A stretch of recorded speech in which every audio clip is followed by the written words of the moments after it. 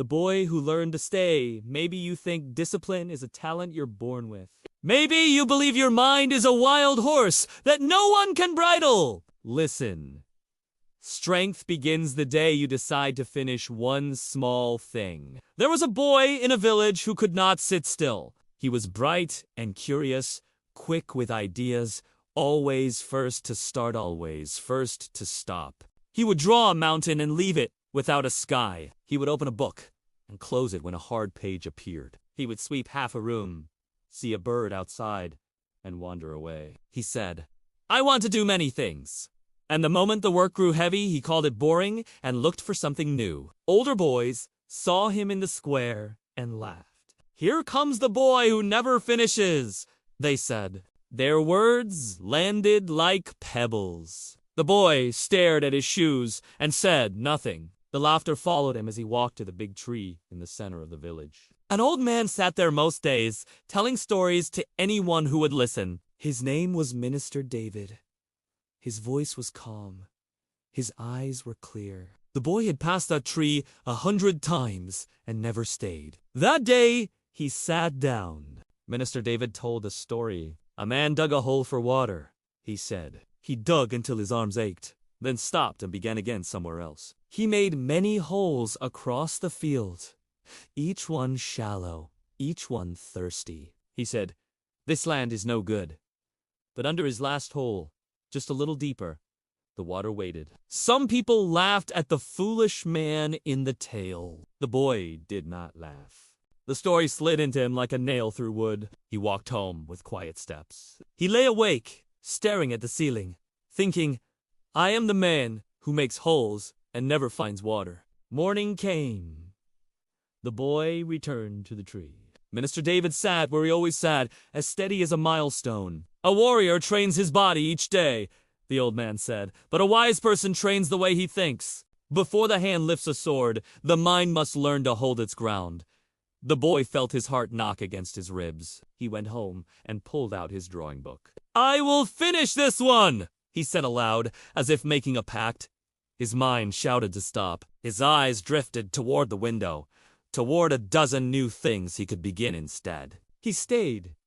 He drew the sky, the stones, the shadow on the water. He did not stop. The mountain found its shape under his pencil. The next day, he chose a new task and did it until it was done. He swept the whole house. He watered the garden. Every bed, not just the first row. He folded all the laundry, even the socks. The older boys saw him working.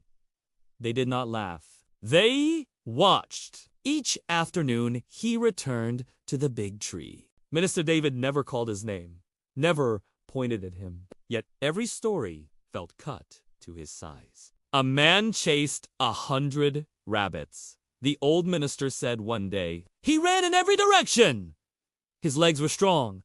His mind was scattered. He caught nothing. The head that dances at every sound can never stand its ground. The boy closed his eyes. He saw himself racing from book to broom to bird to talk, panting, empty-handed. He said in his chest, "I will not chase 100 rabbits. I will follow one track until I hold it." He kept coming back.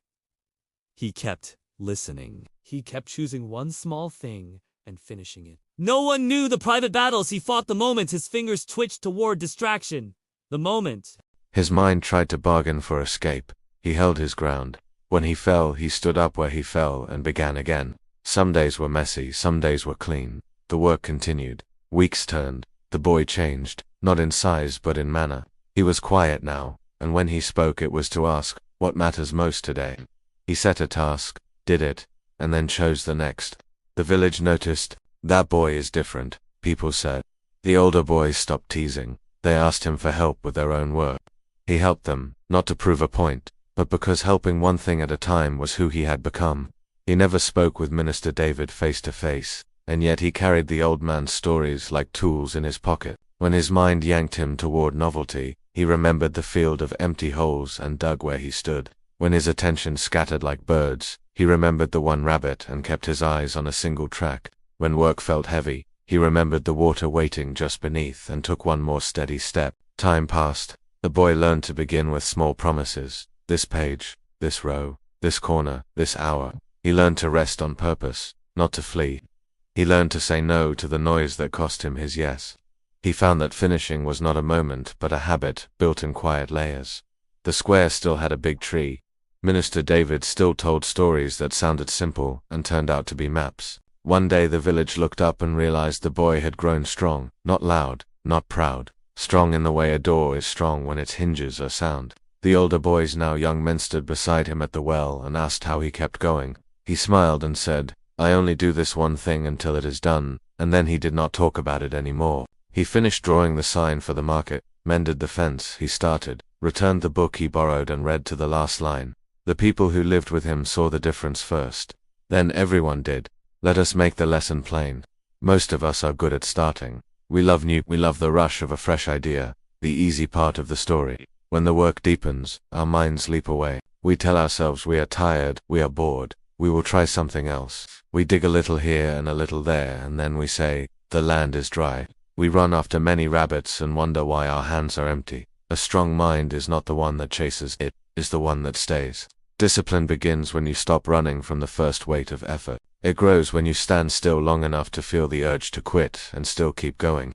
When your thoughts shout to flee, breathe once and return to the task. When boredom crawls over your skin, do not scratch, work slowly, on purpose. When the path feels hard, remember the water is often just below the ground you want to leave. So choose one thing today, do it to the end, then choose the next. Train your mind like a muscle, light, regular, honest work. Do not count the number of holes you have started, count the wells that hold water.